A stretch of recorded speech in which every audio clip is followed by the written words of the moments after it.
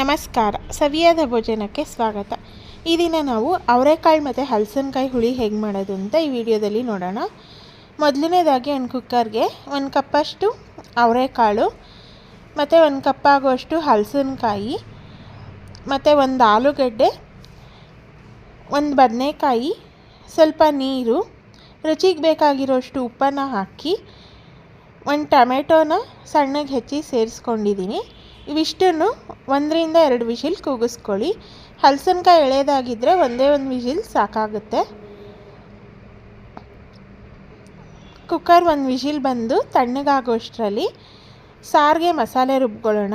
ಅದಕ್ಕೆ ಒಂದು ಮಿಕ್ಸಿ ಜಾರ್ಗೆ 1 ಸಣ್ಣ ಕಪ್ಪಷ್ಟು ಕಾಯಿ ತುರಿ, ದಪ್ಪ ಗಾತ್ರದ 1 ಈರುಳ್ಳಿ, ಧನಿಯಾ ಪುಡಿ 1 1/4 ಟೀ ಸ್ಪೂನು ಮತ್ತು ಸಾರಿನ ಪುಡಿ 1 2 ರಿಂದ 2.5 ಟೀ ಸ್ಪೂನ್. ನಿಮ್ಮ ಖಾರಕ್ಕೆ ತಕ್ಕ ಹಾಗೆ ಹೆಚ್ಚು ಕಡಿಮೆ ಮಾಡಿ ಹಾಕ್ಕೊಳ್ಳಿ.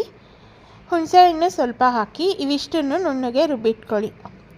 ಈಗ ಒಂದು ಪಾತ್ರೆಗೆ ಎಣ್ಣೆ ಹಾಕಿ ಸಾಸಿವೆ ಸಿಡಿದ ನಂತರ ಕರಿಬೇವು ಮತ್ತು ರುಬ್ಬಿಟ್ಕೊಂಡಿರೋಂಥ ಮಸಾಲೆನ ಸೇರಿಸಿ ಕುದಿಯೋದಕ್ಕೆ ಇಡಿ.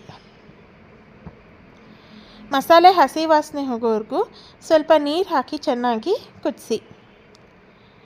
ಈಗ ಕುಕ್ಕರ್ ಕೂಲ್ ಆಗಿರುತ್ತೆ. ಈಗ ಅದನ್ನು ನೀರಿನ ಸಮೇತವಾಗಿ ತರಕಾರಿನ ಸೇರಿಸ್ಕೊಳ್ಳಿ. ಸಾರಿನ ಹದ ನೋಡಿಕೊಂಡು ನೀರನ್ನು ಸೇರಿಸ್ಕೊಳ್ಳಿ.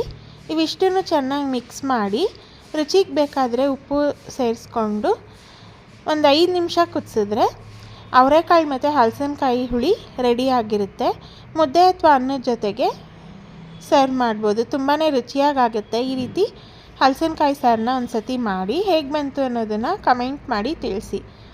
ಹಾಗೆ ಯಾರಿನ ಚಾನಲ್ನ ಸಬ್ಸ್ಕ್ರೈಬ್ ಮಾಡದೆ ನೋಡ್ತಾ ಇದ್ದೀರಾ, ಈಗಲೇ ಸಬ್ಸ್ಕ್ರೈಬ್ ಮಾಡ್ಕೊಳ್ಳಿ. ವಿಡಿಯೋ ಇಷ್ಟ ಆದರೆ ಲೈಕ್ ಮಾಡಿ, ಶೇರ್ ಮಾಡಿ. ನಮಸ್ಕಾರ.